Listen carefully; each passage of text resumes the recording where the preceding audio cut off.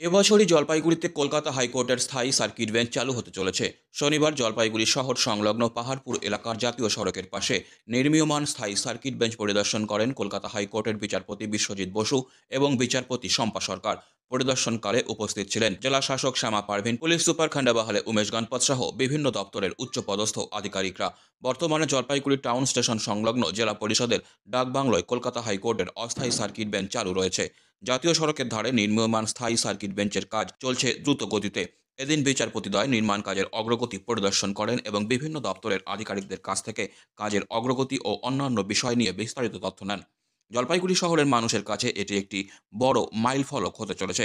বিচার ব্যবস্থার আরও সহজলভ্যতার জন্য এটি বিশেষ ভূমিকা নেবে বলে মনে করা হচ্ছে। মার্চে আমরা শুরু করার চেষ্টা করছি। কাজ খুব র্যাপিডলি এগোচ্ছে, এক্সপেক্টেড টু বি ডান। আমরা by the end of this financial year. ইনগ্রেশনটা ম্যাডাম তখনই ওই That we cannot say now. We have the অনেক formality থাকে to fix the dates, but we are looking at the end of the first quarter. Madam চালু হলে কি first full মানে যে ওসব ওগুলো এখন nothing is done. আমরা থার্ড উইকে আসবো, তখন আরো পরিষ্কার হবে। ঠিক আছে।